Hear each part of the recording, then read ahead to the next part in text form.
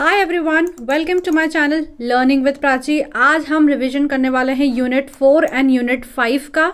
इसमें हम important topics देखने वाले हैं, एमसीक्यू बेस्ड क्वेश्चंस देखने वाले हैं। एमसीक्यू बेस्ड क्वेश्चंस मतलब हम पॉइंट्स डिस्कस करने वाले हैं जिसमें से एमसीक्यूज बन सकते हैं।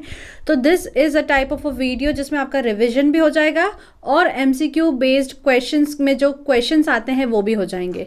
तो पहले हम यूनिट 4 में देखेंगे क्या क्या topics, Deaflympics, Paralympics and special Olympics Bharat. तो डेफलिम्पिक्स जो हमने डिटेल में ऑलरेडी डिस्कस कर लिया था, इसमें आपको याद रखना है कि ये हर 4 साल में एक बार होता है और फर्स्ट गेम इसका कहाँ पे हुआ था, पेरिस फ्रांस में, और किस ईयर में हुआ था, 1924 में। तो क्वेश्चन आ सकता है कि फर्स्ट डेफलिम्पिक्स कब हुए थे या कहाँ हुए थे। तो आपको याद रखना है कि पेरिस में हुए थे, 1924 में हुए थे। और डेफलिम्पिक्स को ऑर्गेनाइज कौन करता है, आईसीएसडी। आईसीएसडी का फुल फॉर्म है international committee of sports for the deaf. अब डेफलिम्पिक्स जैसा कि हम नाम से समझ सकते हैं, जिसमें जो एथलीट्स हैं उन्हें सुनाई नहीं देता है, इसलिए ये जो है साउंड से गाइड नहीं हो सकता है। जैसे कि अगर पेनल्टी लगी है तो विसल बजा के नहीं बता सकते हैं, तो हम क्या कर सकते हैं, एक फ्लैग वेव कर सकते हैं instead of blowing a vessel, right. To qualify for the games athletes must have a hearing loss of at least 55 dB। तो ये भी एक एमसीक्यू बेस्ड क्वेश्चन है कि क्वालिफाई करने के लिए उन्हें कितना डेफ कैपेसिटी क्या होनी चाहिए, राइट। तो एटलीस्ट उनका जो हियरिंग लॉस होना चाहिए वो 55 dB तक होना चाहिए। प्रीवियसली इसको जाना जाता था as a world games for the deaf. तो ये भी एक एमसीक्यू बेस्ड क्वेश्चन है कि डेफलिम्पिक्स को पहले किस नाम से जानते थे। तो that will be world games for the deaf. बहुत बार ये भी क्वेश्चन आ सकता है कि क्या मोटो है डेफलिम्पिक्स का। तो इसका है पर लुडोस इक्विटास इक्वालिटास, which means equality through sports, यानी स्पोर्ट्स के थ्रू हम सभी लोगों को इक्वल मानते हैं, इक्वालिटी प्रोवाइड करते हैं। तो डेफलिम्पिक्स में आपको याद रखना है कि ये हर 4 साल में एक बार होता है। पेरिस फ्रांस में फर्स्ट बार हुआ था इन 1924। आईसीएसडी जो है इसको ऑर्गेनाइज करती है। ऑब्वियसली डेफलिम्पिक्स है तो it can not be guided by sounds, जहाँ पे एग्जाम्पल है कि waving a flag instead of blowing a whistle, right. और क्वालिफाई करने के लिए 55 dB तक का हियरिंग लॉस एटलीस्ट होना चाहिए।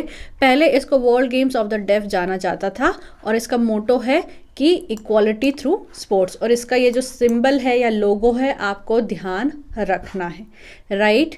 नेक्स्ट है स्पेशल ओलंपिक्स भारत।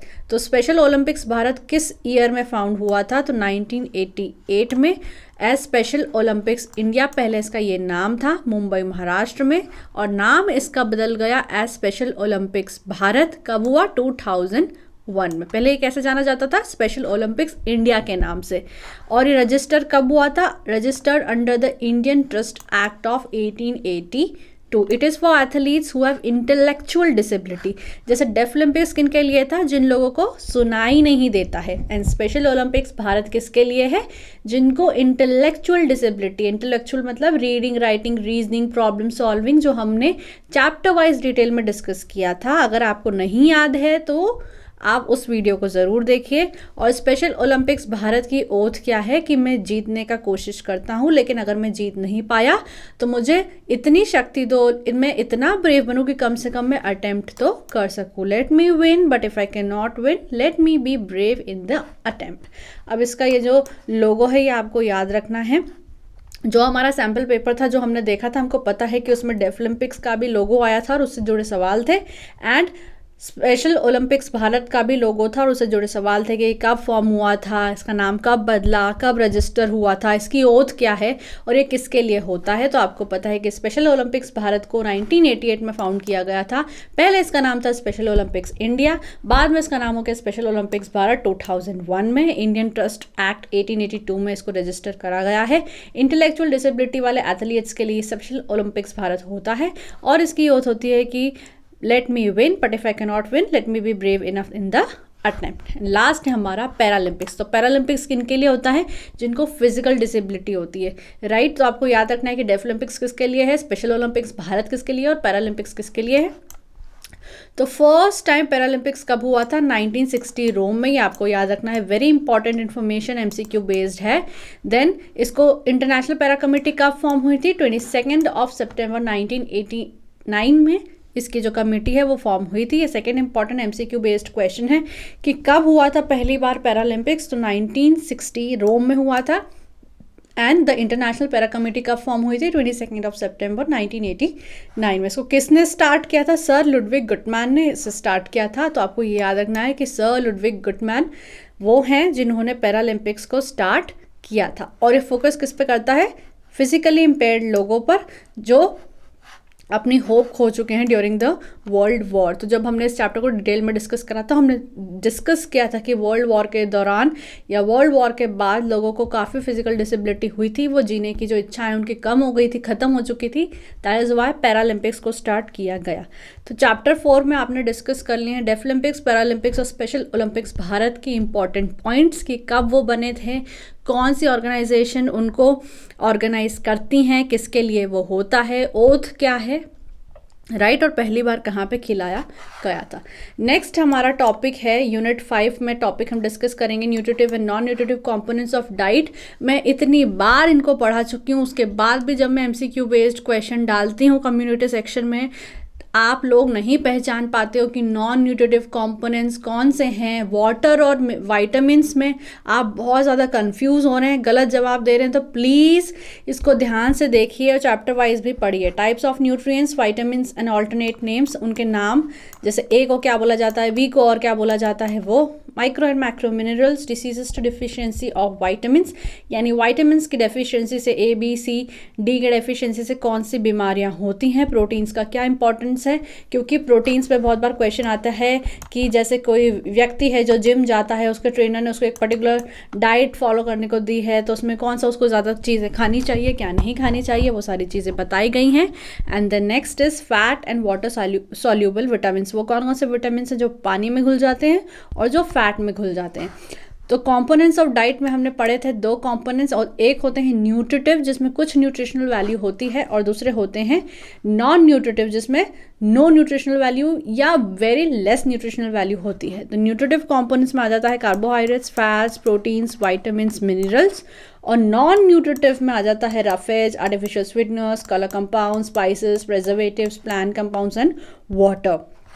उसके बाद मैक्रो न्यूट्रिएंट्स क्या होते हैं और माइक्रो न्यूट्रिएंट्स। देखो ये 2 अलग अलग चीज़ें हैं, न्यूट्रिटिव कंपोनेंट और नॉन न्यूट्रिटिव कंपोनेंट में न्यूट्रिटिव में आ जाता है हमारा विटामिन्स एंड मिनरल्स, लेकिन जब हम डिस्कस करते हैं मैक्रो न्यूट्रिएंट और माइक्रो, तो मैक्रो में आ जाता है कार्बोहाइड्रेट्स, फैट्स, प्रोटीन्स, वाटर, और माइक्रो में आता है विटामिन्स एंड मिनरल्स। प्लीज़ इस बात को ध्यान रखें कि water is a macro nutrient whereas vitamins and minerals are micro nutrient, right.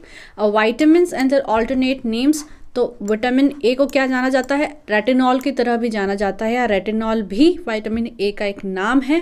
And it is required for the development of eyes and skin. Vitamin D है, उसको sunshine vitamin भी कहा जाता है, जो कि टीथ और बोन्स के लिए इंपॉर्टेंट होता है। तो vitamin A is retinol, vitamin D is sunshine vitamin. Vitamin B के बहुत सारे टाइप्स है। B1 को बोलते हैं थियामिन, B2 को रिबोफ्लाविन, B3 को नियासिन, B5 को पेंटोथेनिक एसिड, B6 को पायरिडॉक्सिन, B7 को बायोटिन एंड B12 को कोबालामिन।